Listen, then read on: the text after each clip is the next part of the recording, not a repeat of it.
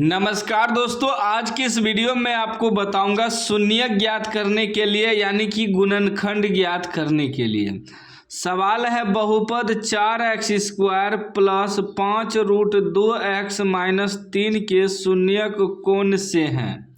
ठीक ना, ऑप्शन भी दिया हुआ है। इनमें से इसका कौन सा शून्यक होगा। शून्यक का मतलब है x का मान कौन सा होगा। ठीक ना, आप गुणनखंड भी कह सकते हैं। ठीक ना, अब देखिए हमें बहुपद क्या दिया है कि 4x² प्लस 5√2x-3 इतना बराबर 0 रखेंगे। ठीक ना, अब देखिए यदि हम इसको गुणनखंड करेंगे तो रूट लगा हुआ है, गुणनखंड संभव नहीं है। गुणनखंड होगा लेकिन बहुत ज़्यादा दिमाग लगाना होगा। तो हम इसे सबसे आसान तरीका से बनाएंगे द्विघात सूत्र से। ठीक ना, तो द्विघात सूत्र से बनाने के लिए पहले हमें विवेचक निकालना होगा, डी निकालना होगा। तो डी निकालने के लिए हमें ए मालूम होना चाहिए, बी मालूम होना चाहिए और सी मालूम होना चाहिए। तो x² का गुणांक जो होता है वो a होता है, a बराबर 4 हो जाएगा। x का गुणांक जो होता है वो b होता है, तो x का गुणांक क्या हो गया 5√2, ये हमारा b का मान हो गया। और लास्ट में अचर पद c बराबर होता है, जैसे -3 दिया है तो ये हमारा अचर पद हो जाएगा। माइनस लिखना पड़ता है। देखिए समीकरण जब भी होता है इस रूप में होता है, ax² plus bx plus c बराबर 0, इस रूप में। तो x² के बगल में a है तो x² के बगल में 4 है तो ये a का मान हो गया। x के बगल में b है तो x के बगल में जो मान है b का मान हो गया।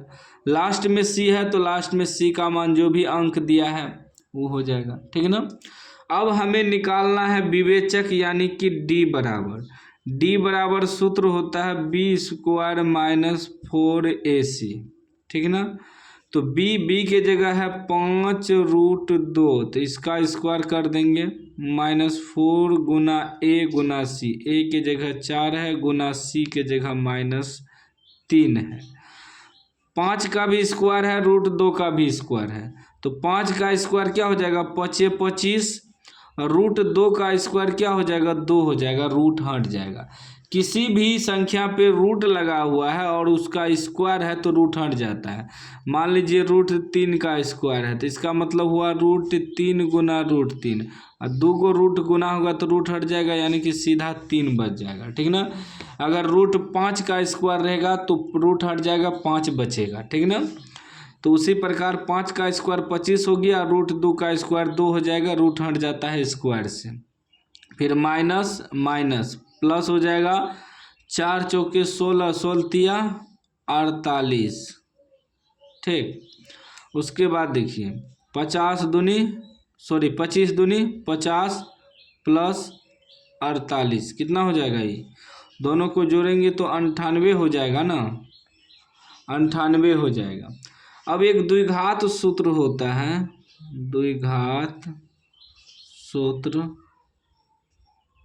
से, द्विघात सूत्र मतलब x बराबर सूत्र होता है -b प्लस -√d/2a। ठीक ना, अब देखिए -b के जगह कितना है 5√2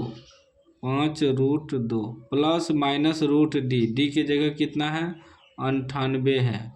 ठीक है ना, d का मान 98 है तो d के जगह 98 रखेंगे बटे 2a, a के जगह कितना है 4 लिख देंगे।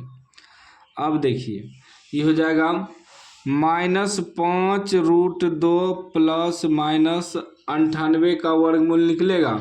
98 को तोड़िए तो कितना आता है, 98 को 2 से तोड़ेंगे, 4 दूनी 8, 1 9 दूनी 18, 7 7 49, यानी कि रूट अंदर आ जाएगा 7 गुना 7 गुना 2 बटे 4 दूनी 8।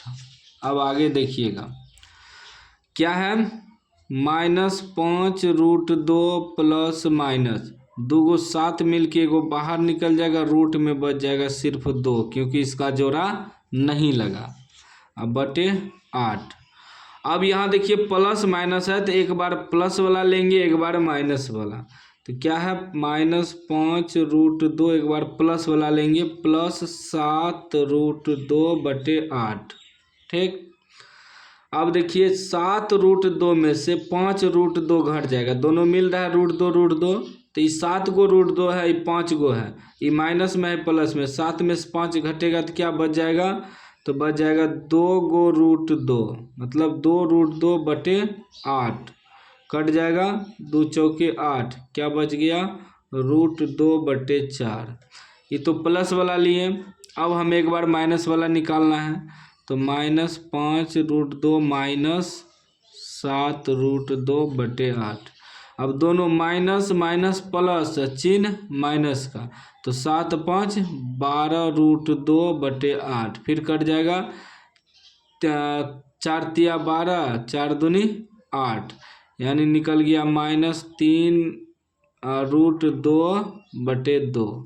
तो x का मान निकालना था हमें, शून्यक निकालना था, तो x बराबर क्या निकल गया, एगो निकल गया